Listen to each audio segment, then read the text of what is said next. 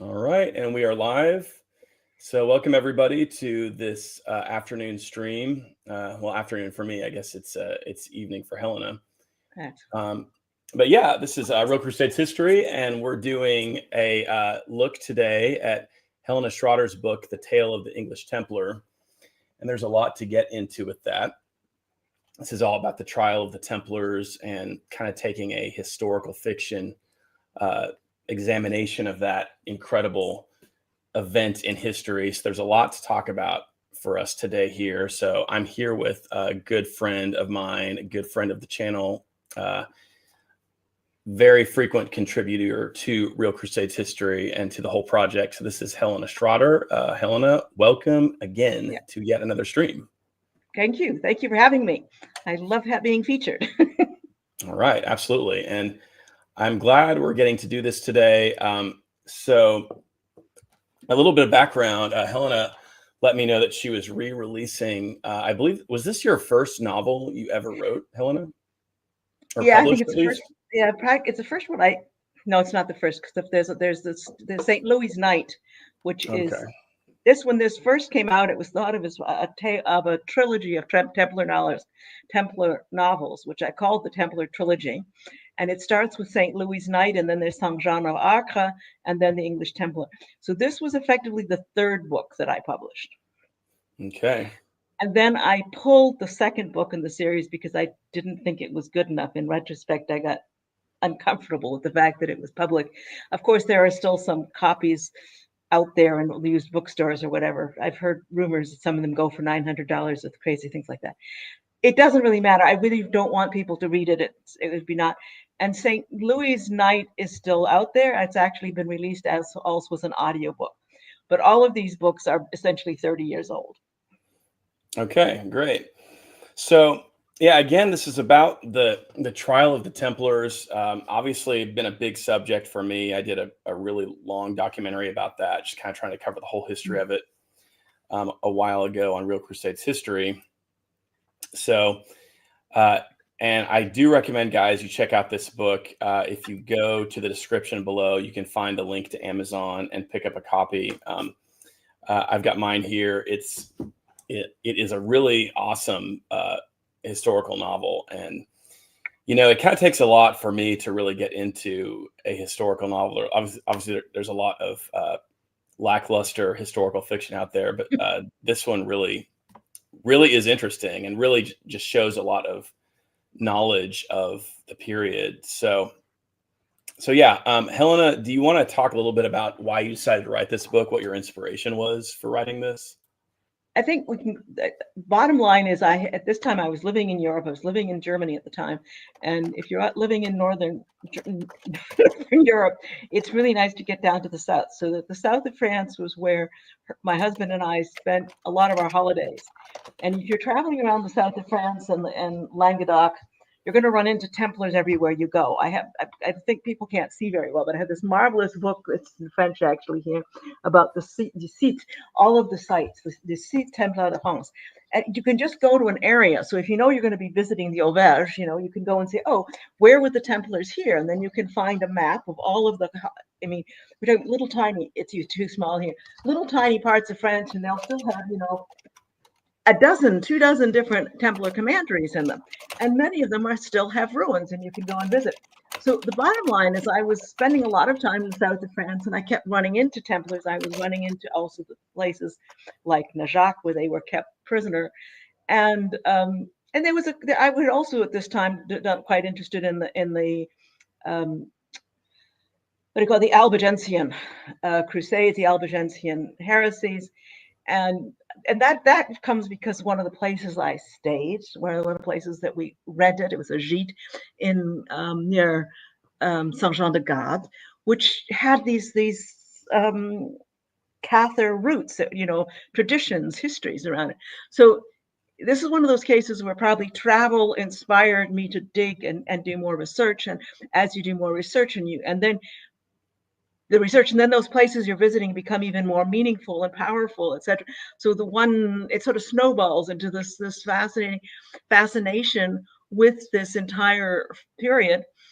and because I am a historian, of course, then I went and got things like Malcolm Barber. Malcolm Barber, of course, was at that time, he's since then died, the most leading scholar on the Knights Templar, and his books, which just take it out of the realm of fantasy and myth and made it very, very human, made me interested in these, because as a historian, as a historical fiction, I am not somebody who likes myth and superhumans and alien creatures or whatever. I'm very, very focused on the human experience. And you're confronted when you get to the story of the destruction of the Knights Templar, because the Knights Templar, they did things, they did good things, they did bad things, they were successful, they sometimes screwed up. They were human beings. They they were part of the Crusades history, as we all know from this channel. But the destruction, this horrible moment where their own church, the head turns on them and sacrifices them in an appalling way, is something that I think just got under my skin. And and it's suddenly, it's so horrifying that you don't really want to talk about it and write about it. I'm not always drawn to horror stories. I mean, that's not my thing I like best. And certainly if you're visiting these places in the south of France and you go into the dungeons and then you start getting this, I generally actually don't go into the dungeons. There are places where they have, torture instruments that I generally skip that room. I don't need to see that. And yet this is a real story. This really happened to human beings. Yeah. And I think other people who've seen me on other send. I'm someone who's, I call myself, I'm a writer who's very much motivated by an inspiration. I don't intellectually sit down to write a novel. I can sit down if as in my job, if somebody says I need a report on X, Y, and Z, I can sit down and do that. If I can make a totally rational, cold-blooded decision to write a dissertation on X, Y, and Z because it's something that there's not enough that hasn't been written about, but there's a huge, there's a good reason for doing it. I can choose to write a nonfiction book on a topic because it's a good synthesis of other things, but it hasn't been covered before, or I think there's a market for it. I don't write novels like that. I have to be more or less woken up in the middle of the night with a feeling like I've got to write this book. And that happened very much here. The scene that I've now put in the old version, it wasn't in the old version. I left it sort of a third of the way in and worked up to it. But when I went back and did the revision, I thought, no, this is the inspiration. This is what drove me to write this book. And I'm going to put it up front so that this is no spoiler when I say it opens with this basically broken, tortured man who crawls off the back of a prisoner wagon to die. The only thing he really wants is to just stop the pain by getting off the wagon and getting into a ditch in the snow and dying. And he's not allowed to, because the next party that comes along the road insists basically on helping him. The Good Samaritan, the person who doesn't let him die and doesn't turn him back over to the Inquisition, but takes him in and nurtures him back to health. And from there, literally the story, in my mind, I mean, how the story evolved, it's not the way the book was written, but the way the story evolved was entirely, I wrote that scene and my characters took me to the next scene, because after that happened, but then we have to solve this problem, then we have to solve this problem, then we have to solve this problem. So the storyline, the novels, takes its course entirely from the characters. That, however, as I say, is within the structure, on the skeleton of the research I had already done, and trying to keep it within the realm of plausible, credible historical fiction, but interpolating, creating fictional characters and fictional events. Yeah, that is a really good scene. The portion you're talking about is very memorable, and that actually might be a good place to go next. I'm kind of thinking about these characters, you created for the book. So the character you're talking about is named Percy, and he is a Templar. What's his full name again? Percival de Lacy. Okay. So, do you want to talk a little bit about his character and how he like how you created him and sort of what role he plays in the book? This is Percy's story, and and as I say, he's when he starts He is okay, the English Templar, by the way. I guess I could say correct. Yeah, that. he is English. So he's an English knight who's actually assigned. He's a knight. He's an English nobleman. He's from a, so what's a cadet branch of a baronial family, the Lacy family. They're marcher barons in England, which means obviously he's come up. He's been trained as a knight before he joins the Templar. He comes from a wealthy, powerful family. He's abducted into the Templar by the William de la Mor, who's the master in England. And because he comes from that kind of a good, strong family, he's actually assigned as one of the lucky knights who's sent to Cyprus, which was then the headquarters of the order, because they've lost Acre. So the headquarters where the most of the fighting men were collected on the island of Cyprus, and he's sent there, and he's in the commandery of Cyprus, and he is simply sent with dispatches to the master, who is temporarily at the invitation of King Philip IV in France, and he's stuck in France over the summer because the master keeps delaying his return and keeps changing his mind about what he wants to send and back. And he's returning to Cyprus with the master's dispatches, answers to the officers still on Cyprus when Philip IV strikes, and he's captured he's just staying the night at one of these insignificant little commanderies in the south of France. When, as I say, Philip IV strikes, he ends up in a dungeon and being tortured. So his past is that of a very ordinary, normal knight. He's, been raised in privilege. He's just been one of the knights. He's nothing special, other than what's special by fact of birth. And he's special to the Inquisition because, as people, if you know about the Templar trial in England, they were not tortured, and Edward II sorry, refused to torture them. The French sent their experts, and the English said we have no precedent for torture. There was enough warning given that most of the English Templars were not arrested. William de la Mor and some of the other officers were arrested because they didn't flee, because they intended to defend the order. And this, of course, happened in other places, in Cyprus itself, in Portugal.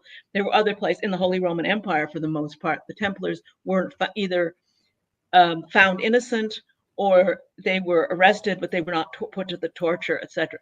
But for Philip, who's trying to get the order destroyed, this is very dangerous, because that he's got to prove that the order is totally corrupt, and not just that the French Templars are corrupt.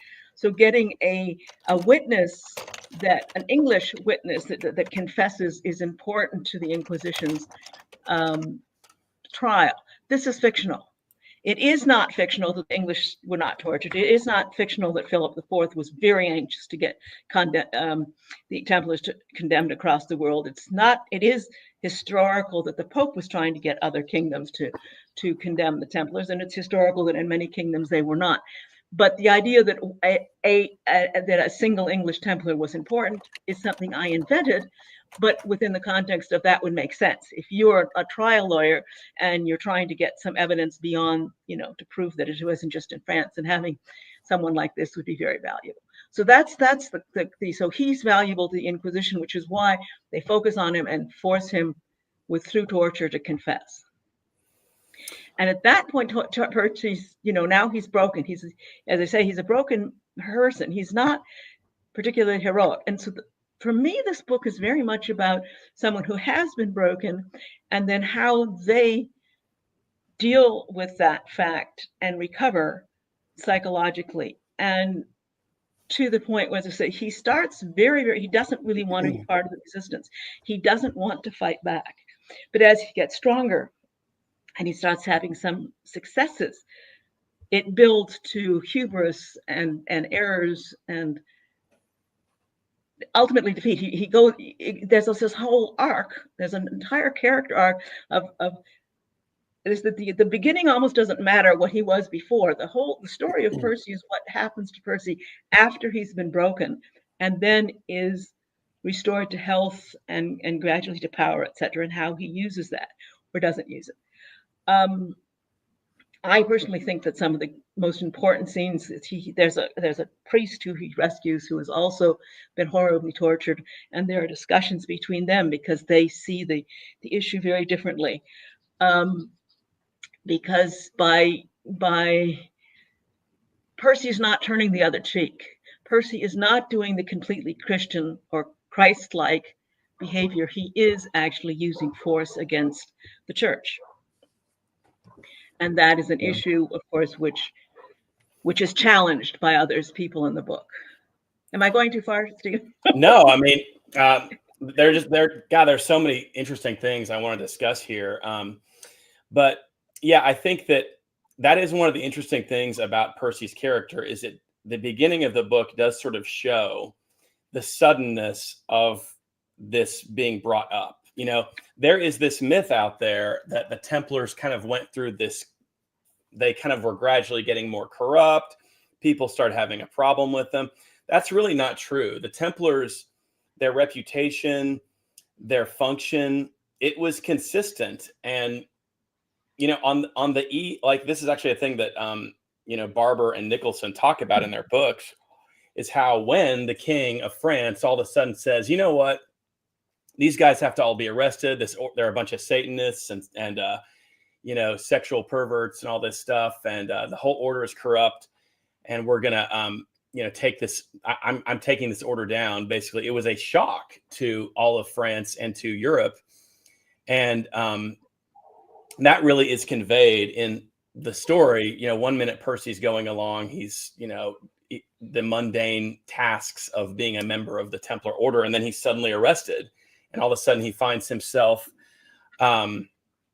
in, you know, a dungeon and being tortured. And that's another thing I wanted to touch on that you mentioned, is that is a big thing that is explored in this book, is the idea of a power, a government, an authority apprehending people, subjecting them to injustice, basically, which that is, I don't want to, you know, I don't want to get too deep into this yet, but I think this is something that's really interesting to bring up, because this is what the whole story of the trial of the Templars really is about. It's about power wielded unjustly, which of course is the great problem of the human condition. You know, we as human beings constantly find ourselves facing unjust authority. You know, governments are unjust; they behave unjustly, and you know that's exactly what happens here. Philip IV of France abuses his power, and it's interesting because he comes from a line of kings who didn't do that. You know, Louis IX of France was a great king, was an entirely great king who was a friend to the Templars and did the higher. He pursued the higher things. He pursued the crusade. He pursued the selfless things. But then all of a sudden, what do you do? You know, this is the great dilemma with government. What do you do when you have somebody who suddenly they have the power and they're doing the wrong thing? They're pursuing evil. And it's not just doing the wrong thing, because you can be, I mean, there are a lot of mediocre kings who just don't, you know, let's take Edward II, maybe himself, who maybe wasn't one of England's doing an greatest evil kings. thing, I guess. But this is doing somebody real who goes evil beyond just being incompetent. This is somebody who consciously destroys innocent people. Right. And yeah, just to clarify, that's what I meant. Like, an incompetent government is one thing, but I don't think that's generally the problem human beings face. I think we like to tell ourselves that. We constantly say, oh, these people, what's wrong? The truth is that people in power are often evil. And I think that, you know, power attracts evil people. I'm not saying always. I mean, obviously, I don't think that at all. I think Louis IX was a great and good king. I think Richard the Lionheart was a great and good king. But I think Philip IV was an evil man. And I think he did. You know, the question is often asked, well, why did he do this? So I think and you actually say this in your book. You said, well, it's simple why he did it. It was greed and power, and that's why he did it. And he was a vile, barbaric individual, and that's why he did it. And I would go on to say that one of the reasons I did reissue this is because, having written it, my sister was a journalist in Latin America in the 70s and 80s. And she had a lot of Argentine friends. And it was one of her close Argentine friends who was then living in Washington, read this book when it first came out, and he said to me, I mean, this is like one of those earth-shaking moments because I had not realized he had been one of the people who had been disappeared and tortured. He said to me, "Your book captures exactly the psychological problem of dealing with the aftermath of torture." And that still sends chills down my spine because this was somebody I was sitting in this living room with, who obviously hadn't been killed. It hadn't been bad enough for me to actually see on the outside what he had gone through, but he had. And this is still something that goes on. Yes, it's happening today. It's happening in a very real way in several parts of the world today. And I won't get into current political stuff on the air, but let's just say that that's why the book is still relevant. It's set in the 13th It's very century, relevant, yeah. But the story is still horribly, horribly relevant. It reminds me. Well, I was just gonna say really quick. Years ago, I read Solzhenitsyn's Gulag Archipelago about the Soviet Union, and that book. I remember I was in college at the time, and that was earth shattering for me because it's you look at this situation these people were in. The Soviet Union was this evil empire. I mean, just the level of evil that this power structure created. It created. Yeah, it's just it was. I mean, you're living in hell. It's like the devil is in power and is inflicting violence and brutality on good innocent people, and it's a similar thing to what's expressed in your book. I mean, the sense of powerlessness, to be arrested by an unjust authority and then to be tortured by that unjust authority. And again, like looking at Percy, everything that he goes through, on the one hand, your humanity kind of gets broken down. You're deprived of your dignity, obviously. A lot of your will to resist can be broken down. But then, like you mentioned earlier, once he recovers, there's that dilemma you're faced with of how do you respond to this? Do you seek out vengeance? Because that's the thing, I've watched a couple people I know in my life be unjustly targeted by the legal system and go through some difficult things. And I'll never forget the sense of outrage and anger I had. And you watch, I think today we see this in our legal system. Like what right does this prosecutor have to stand there and say these lies? This person is vile, and justice demands that they be held accountable. It's like, that's the thing that's so interesting, is like you get into these situations where an innocent person is being put through this process, and meanwhile all the people doing it to them, they're the people who actually should be subject to justice and should be made to suffer. That's the anyway, just some thoughts there on that. I don't know if you wanted to continue on. No, I think if we don't want to probably go on beyond an hour, so maybe we should move to some of the other issues here. I guess because you asked, I mean, Percy is the core of this, is the core of the novel. It is Percy's story. It's the story of somebody who's broken and then how they respond to that. And it's not, as you say, we don't want to spoilers, but it's not all plain sailing or perfect. It's a very difficult course, and it's also about his relationship, therefore, with his faith and the church. It's not just about injustice in a political sense, because this is his own church. That it is the Pope who is complicit in what happens, and it really, I have entered the book in religious categories for awards, because I think this is very much a book about faith as well as it is about, as you say, political justice and systems. So, and the other characters in the book around him all have a role to play. So even though Percy is very much the dominant character and the protagonist, as I say, he's rescued by a odd couple, if you like, because it's an old man who is the hero of St. Louis' Night. So he's a young man who had, as a young man, he had been in the Templar, a Templar novice, or not really a novice because they didn't have novice knights. You had to be a knight before you could become a Knight Templar, but he had been a Templar squire, which, as you all know, were actually civil. They were not in the order. They were not members of the order. But he was serving as a squire in the hopes of, when he was trained enough, being able to enter the order. And then he's with St. Louis on crusade, and he goes through this horrible moment at Montserrat where most everybody's killed, and he has a crisis of faith which leads to him denying Christ. I'll get ahead. This is not a huge spoiler. And as a result of that, the then Templar Master Teutonic refuses to take him into the order, but St. Louis knights him because he's still been very heroic and has fought well. And then two of them, St. Louis and Teutonic, together basically saved his life by taking him out of Egypt, sending him with dispatches to get back to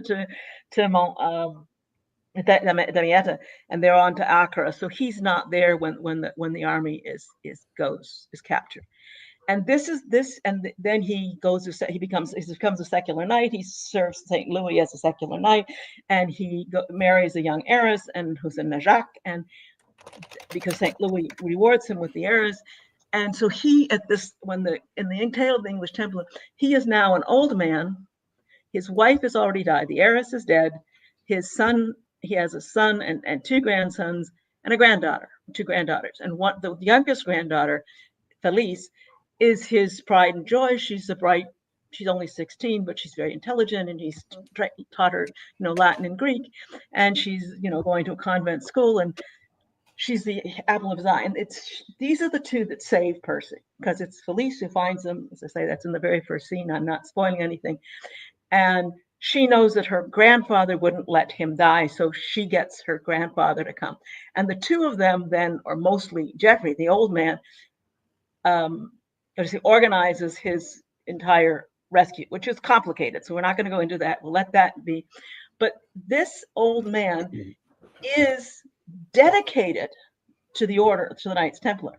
He's basically, in his heart, still believes in them and believes in the cause. So he is very much the more dry. As I say, Percy's ambiguous and ambivalent about this whole thing.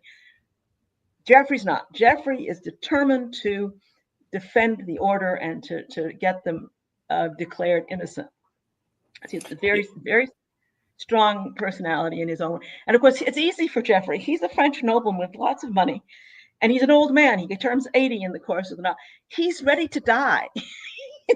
If he has to die for this, he will die for this, because what does he have to lose? He's lived this long, wonderful life, And then Felice, of course, is young. She's a complex character, because on one level, she's very young, she's very naive, but she's also well educated, and she's also she has that kind of innocent, should we say innocent faith, or can we say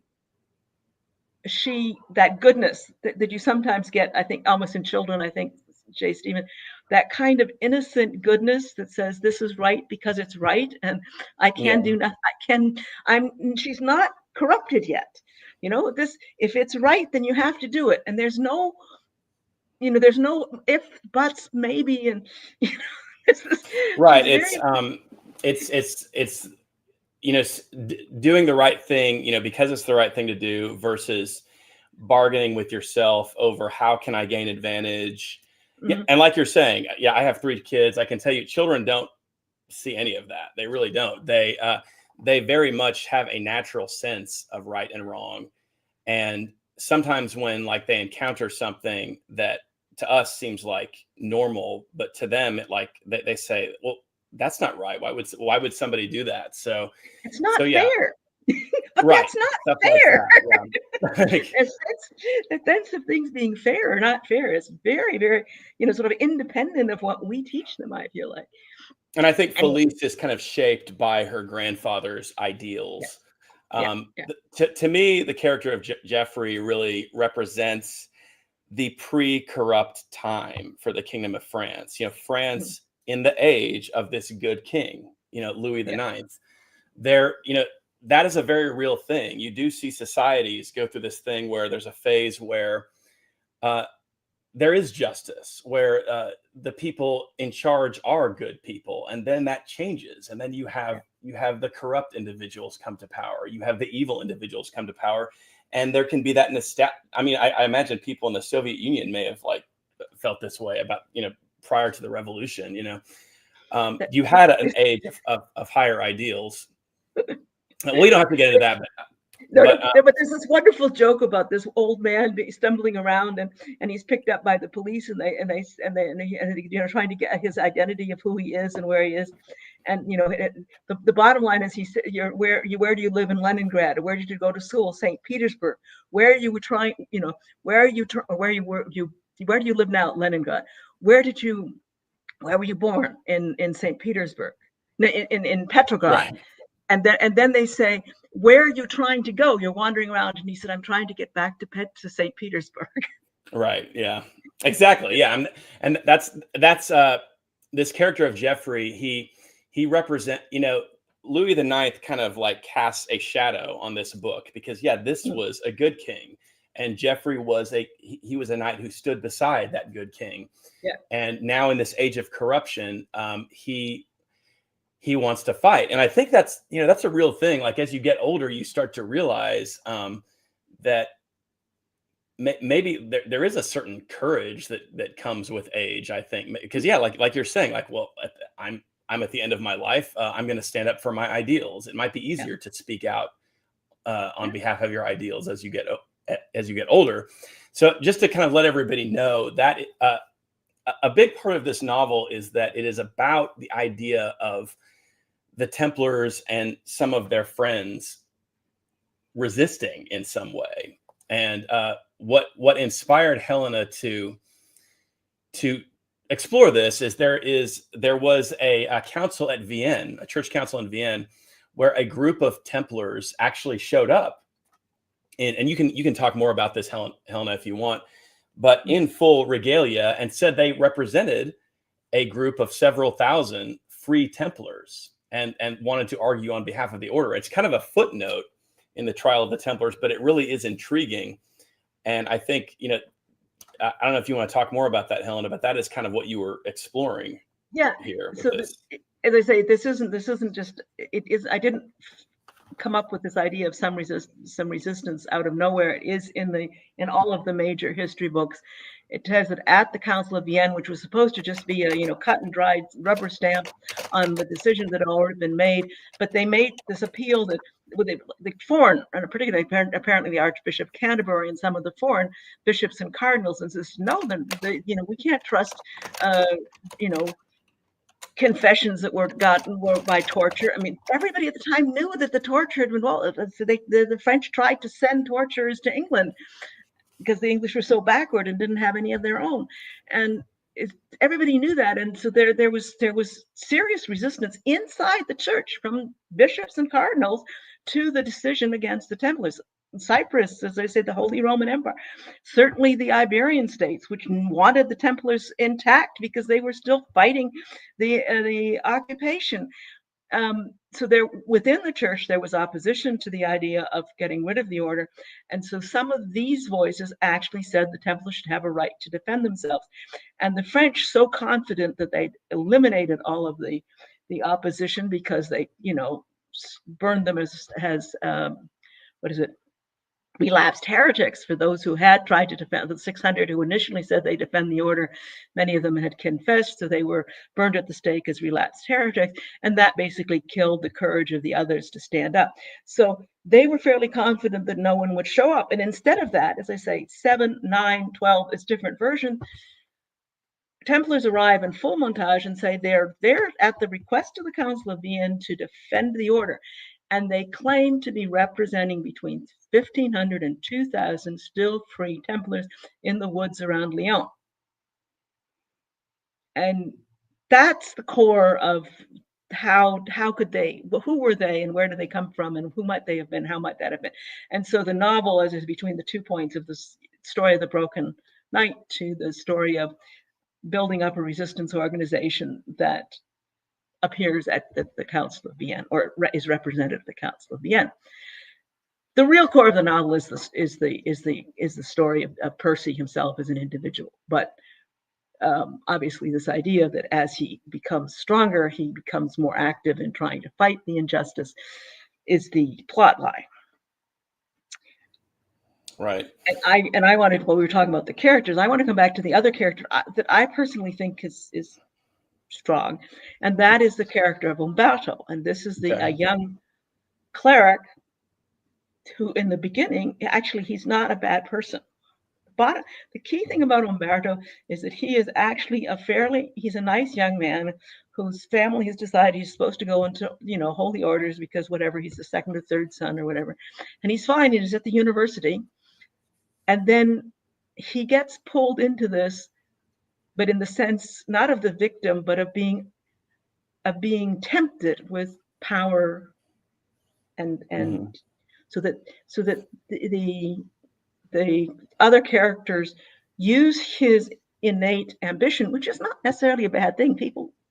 I think people should be ambitious. I don't like people who have absolutely no desire to do anything and are content to, just let other people do everything. I think ambition is a powerful force that can be harnessed for good as well as evil. But here is a young man who gets harnessed to the evil cause of the destruction of the Templars and is basically recruited for the Inquisition. And it's also his story. So as when you have Percy's story, you also, on the other side, you have Umberto's story of how his soul is corrupted by being part of the evil. Yeah, basically what happens with him is it's the temptation to compromise with power, even though you see it doing evil. And that's actually an interesting thing in the book, is that most of the characters who are participating in what the Inquisition is doing and what the king is doing, they understand that it's based on lies. And I think that is actually the case in a lot of situations where you have a government that's doing something wrong. People know it. People know that the government's lying, that the leaders are lying. But they go along with it because, well, I'm trying to advance my position. I'll make a little money. And there's almost even a thought, maybe, well, I'll go along with this, but then, maybe later I can do something once I've gained some position, or I might be doing a little bit of evil now, but, your character of Umberto, he's very distressed the first time he is involved in a torture like that. That's a really, and that is one thing about this book, guys, that is so powerful, is sort of the reality of what it would be to actually torture someone. And that is very vividly presented in this book. And I think that's important, again, not because it's pleasant, but because it's true that this happens. Yeah, that's that's one of the reasons I feel like I think the book will never be hugely successful, because most people really don't like reading about these kinds of I mean, just as commercially, because it was probably not a wise thing to do it. But well, I mean, I think the Templars are very interesting, and the Templars are a popular topic on my channel, and so I'm hoping that those of you who have followed what I've been doing about the Templars will pick up this book, because I think it's a good way to continue exploring that question. But yeah, and we've got a couple more talking points we want to get to. I'm going to go ahead and look through a couple of the questions here, see if there's anything we want to address right now. And if you guys have any questions, you can ask them and we will try to address them. We really want to stick to topics that are relevant to this. So, the trial of the Templars. I saw. So Mrs. Gale asks, who was the Pope during this time? And that's Clement V. And that might be kind of interesting. I'll go and ask you this, Helena. What was the dynamic between the king and the Pope at this time? And why was the Pope so compliant? The most people believe that. I mean, I am not an expert on papal politics. There may be people in the audience who are much better versed in this. As far as I know, he basically owed his election to Philip IV.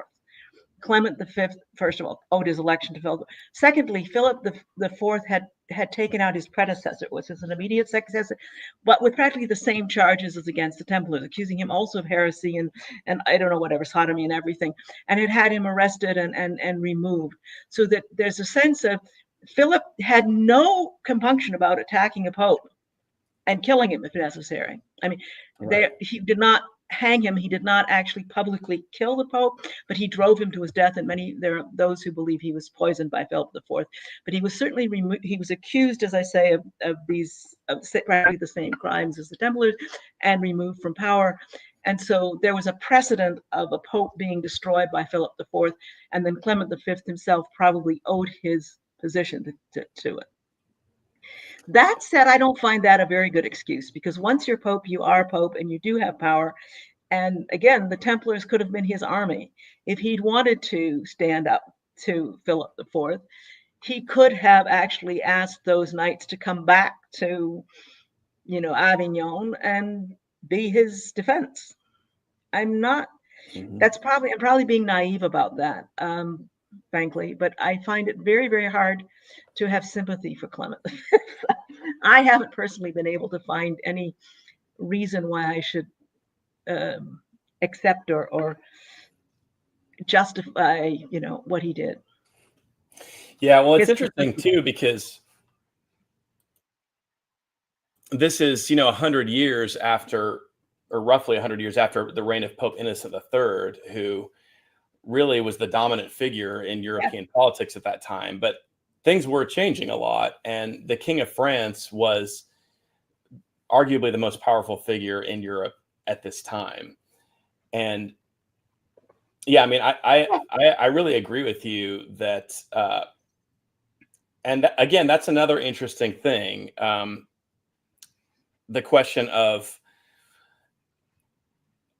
it would have been difficult for the Pope to have exercised his power in this circumstance, but it also would have been the right thing to do, to defy, defy the king in this situation. There were times when he was basically he was essentially imprisoned in France. When he was in Poitiers, he's surrounded by French troops. He could not, at that time, operate independently. I do agree that he was constrained by the power. At the same time, he could have gone to Cyprus. He could have gone to the Holy Roman Empire. He could have gone to Portugal. That would have meant leaving a power base. That would have meant leaving probably a lot of his fortune behind. I mean, but he wasn't willing, and there were things he could have done to take himself out of the control of Philip IV, but they were things he was not willing to do. And there were popes who did things like that. Gregory VII is a good example, who left Rome. And the interesting thing about taking a stand like that, when you're in the right and you have the authority, but yet there's a power that is able to, in practical terms, oppose that and create problems for you. Often when you still do the heroic thing and you do the hard thing, often history vindicates you, for that. And in this case, certainly that would be the case. And let's see here. So this is maybe kind of a practical question. What is your preferred place to purchase this book? I'll let you answer that, Helen. It doesn't make any difference to me. I'm on both Barnes and Nobles and on Amazon, and my royalties are the same regardless of what platform you use. So please use whatever platform you prefer. Yeah, and guys, do please leave reviews for this book. Oh, please. Oh my God, that has become so important. It's ridiculous, but where you come up, whether they show the book, whether you're allowed to be on BookBub, whether you're allowed, everything nowadays is based on the number of reviews. I think it's crazy. I think it's wrong. I think it's unjust. I think it's because I get offers every day to buy. I can buy reviews. For $8,000, I can get 1,000 reviews. I don't have that kind of money, and I also don't approve of that. I don't think it's right. And yet you'll see books on Amazon with thousands, tens of thousands of reviews, although from the statistics from the book industry, they haven't sold 10,000 copies. and nobody reads 10,000 reviews, and most of the reviews will just say something like, this is awesome, I loved everything by this book, I'll read anything by this author, without saying what it is or what it's about or who it is, because they've been bought by, they're sitting somewhere in, I don't know, India, and writing reviews by the thousand and making a living off of it. Yeah. But the reality is, please, I need real reviews. Yeah. If you read it, please leave a review. Or a rating. That's a Yeah. horrible thing. I shouldn't even say they're not even reviews. They're rating. Amazon allows you, if you download a book for free, you can still leave a rating. So people who don't even read books just get paid to click 5 stars on the books they download for nothing, and that distorts the whole market. And here's one from Powell. Hi, my question is, since when has the Vatican made the documents from the Templar trial available? And have you observed any changes in how scholars have perceived the order since then? The answer is, I have not seen any change among scholars. I don't know if people who aren't scholars have been influenced by it. But yes, the Vatican did publish, what was it, in 2014, clear statement that they were completely innocent. And yet you'll still read non-scholars talking about them as if they were heretics. That's the whole mythology of the Templars and all the conspiracy theories. They just live on and on and on regardless. I would say scholars felt vindicated because they knew they'd come down on the side of the Templars being innocent long before the Vatican opened their archives. But having that fact, the fact that the archives were open and the Pope itself said, or the Vatican itself said, there is no evidence of heresy or wrongdoing on the Templars, is huge.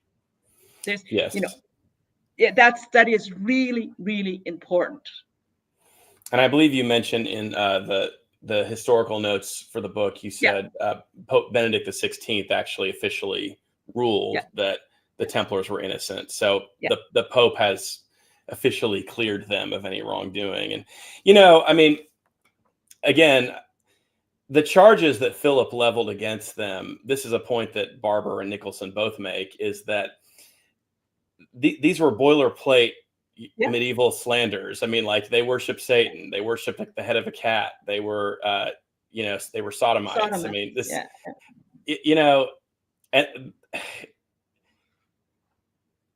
And one of the points that Barber actually mentions in his book is how, one thing we forget too about medieval society is how, rooms were smaller and everything was closer together. And the idea that the Templars would be carrying out these elaborate satanic rituals in Paris, right next to where the king had his apartments, it's just ridiculous. Or the idea that they had all these secret things in their order. The rule was public.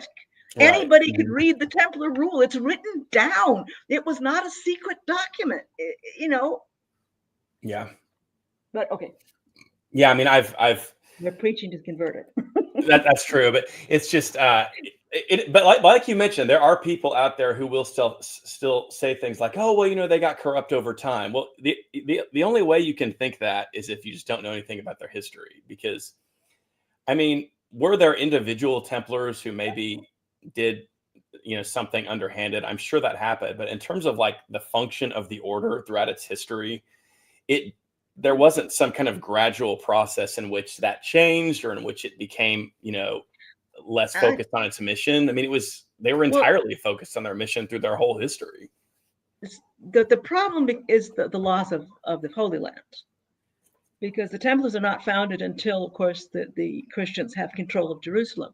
And with the loss of Jerusalem, well, not just Jerusalem, with the loss of Acre, they are in a kind of quasi-no man's land, because there is no clear, the mission of protecting pilgrims to the Holy Land is more or less OBE, because it really is too dangerous at that time to go to the Holy Land. Mm-hmm. So I think that this was sort of a period between 1291 and the destruction of the Templar in 1308. These 2 decades were a period when the Templars had lost a lot of their reason for being. Now they were trying to reorganize a new crusade, etc. And obviously the Iberian Peninsula and of course the Teutonic Knights still had their mission. I don't think it's fair, as you say, to say that they'd lost their they had become corrupt or lost, but we can't ignore the fact that they had lost their justification for existence. Right. But Helen Nicholson, I mean, one of the points she makes is that in the popular imagination, that their how they were viewed popularly hadn't really changed. I mean, they were still kind of this idealized order of holy knights, and that's why it was such a shock too. But yeah, like you said, I do think that there was kind of a crisis in well, what do we do next, type thing, certainly. But they were still considered so incorruptible that people trusted them to manage. Right, That's why they were the bankers, was because the right. Templars, you couldn't trust. There were a lot of people you couldn't trust, certainly not the Italian bankers, maybe with your money. But this Right. idea that the Knights Templar were so incorruptible that kings and barons used them as their treasury, Hmm. and that has not changed. This Yeah. idea that they are considered, as you say, in some way corrupt, or that certainly hadn't changed. But I think they're the idea that they had been created for the defense or the protecting pilgrims to the Holy Land, and the Holy Land is lost, had a severe impact on their standing. Yeah, and again, just kind of another common misunderstanding. One thing I will run into on YouTube is people will leave comments. They'll say, "Well, the Templars were engaged in banking scams. They were charging interest," and that's actually not true. They did not No, engage in usury. They didn't charge interest. They didn't, and if, like you said, Helena, the reason they were managing finances for important people was because they weren't engaging in banking scams. Their wealth was obtained through donations. It was wealthy patrons, and even some and small donations too. People granting them estates, granting them wealth because of their belief in the mission of the Templars. yep. So here's a. Did you have something else on that? No, I'm really glad. I'd like to say, I was just going to say, let's just see more questions. Yeah, we have a few more questions. So Ryan K. in 1307, did the Pope want church control of what Philip started? Did he initially condemn Philip's actions and ask him to return the Templars and all their property to the church? You may have been doing more recent research. As I said, I did my basic research for this 30 years ago. My understanding is that Clement initially didn't, then he did, and then he didn't. It was just, he kept changing his position. If you've been Yeah, doing more. I would say that basically is about how it went. I do think we can say there were times when Clement did sort of try to maneuver to regain control of the process. He called a couple church councils to kind of try to review it. There were occasions when royal troops would simply show up and take control of that situation and threaten people's lives. I mean, yeah, but Clement ultimately, yeah, he was afraid, and he wasn't willing to risk his own life to oppose this. So that is true. And we have Grimster here saying they're buying a copy today. So thank you, Grimster. Thank you. All right, and let's see if there's a couple more questions. Let's see. Welsh Muslim Dave says, "How difficult was the research process for the book?" Oh, it's really not, because there's just so much has been written. And it's a lot of fun. I mean, the fun part was being, of course, in the south of France and visiting so many of these places and seeing them and visit. The atmospherics of going to some of these commanderies is marvelous. I recommend it. I wish this book was in English, because it was like, no matter where you go in France, you just can go to whatever Provence, area you're in, and find where the Templars were and find some of their places and being there. And then the guidebooks will talk about their role there and what it was like, and they'll all have a take on it. And then, as I say, if you know the major scholars, you look at them, you look at their sources, you look at what they recommend. And there's such good scholarship on the Knights Templar. It's not an obscure topic at all. Right. The trial of the Absolutely. Templar is so well documented. I mean, it was all written down. There were lawyers, there were trials. It was Mhm. the confessions were all taken down. There were transcripts, etc. So I don't think obviously it would help if I had medieval Latin and medieval French, which I don't. But frankly, I didn't find that a disadvantage just because there's just so much good, really solid research on this topic. Mm-hmm. And let's see, from RB Gaming, how did the suppression of the Knights Templar by the French crown influence their present legacy in England, and what lasting effects, if any, can still be seen in English law, architecture, etc.? Okay. You know, as I say, it made me change my mind a little about Edward II, because I really thought, wow, he really did stand up at first, and then he decided to get greedy too. But I think, I don't know that there was major influence on England. I do think, though, that it does say something about the difference of the two countries, that the British initially said they didn't approve of torture. And of course, there's still that thing. I find it totally plausible that if you have, not all the English Templars were arrested, that they would, some of them would disappear up into Scotland because Robert the Bruce was excommunicate. So, you know, Mm-hmm. the French king and the Pope couldn't reach into Scotland. So what better place to be if you're an English Templar than in Scotland? And if you're a trained knight, you're going to probably give your sword to the person who's giving you refuge. So the idea that there was Templars or former Templars fought with Robert the Bruce seems perfectly logical to me, without being anything, I don't know, strange and mythical and whatever. Architecturally, I don't think there's that much. I mean, Templar architecture, I think Helen Nicholson has done a lot about, there is no such real thing as Templar architecture. Not all the Templar churches are round or based on the Holy Sepulchre or things like that. There's all sorts of different variations, and you'll find them in the UK as well as other places. So I don't know that there is that much, lasting effect from this. Right. Okay. Well, I think that's a good set of questions for us. So just to wrap up, everyone. So yeah, the book is called The Tale of the English Templar. We're here with Helena Schrader, and it's go ahead.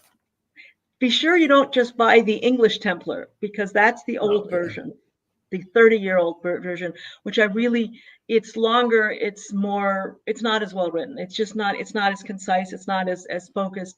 It was what I was writing 30 years ago. It's also more expensive, and it's only in paperback. But just so that you don't confuse, because that's still out there. You can't kill a book nowadays, certainly not on Amazon. So be sure you order The Tale of the English Templar with this cover on it, please. Yes, and I have it linked in the description, guys, so you can check it out. A really interesting historical fiction treatment of the trial of the Templars, and delves into the idea of groups of Templars kind of banding together and resisting to some extent, which there is some, bits of evidence for that in the history of the trial of the Templars. So that's a big part of what's explored here. So, which for me, I mean, that's kind of, when you're actually studying the trial of the Templars, you're just thinking to yourself, I wish they would fight back and go do some damage to Philip and his people. But and to some extent, we see a little bit of that in this book. So really great historical fiction. I really enjoyed it. So I think you guys will too. So do pick up a copy. And, we're really glad to have Helena with us today to talk about this. So thanks for joining me today, Helena. It was my pleasure. Thanks for having me. And thanks everybody for being there. Absolutely. So yeah, we'll have to do this again soon. When your book comes out. Yeah, absolutely. And I think it would be interesting to even maybe pick a couple of topics within this book and maybe explore them a little more deeply. So we'll talk about that, Helena. Okay, great. We'll get to that. So, okay, everybody. Well, that kind of puts us at an hour. So we'll go ahead and wrap up for today. And thanks to everybody for being here. And yeah, pick up a copy of The Tale of the English Templar. Make sure you get the brand new version that Helena has released, and it's linked in the description below.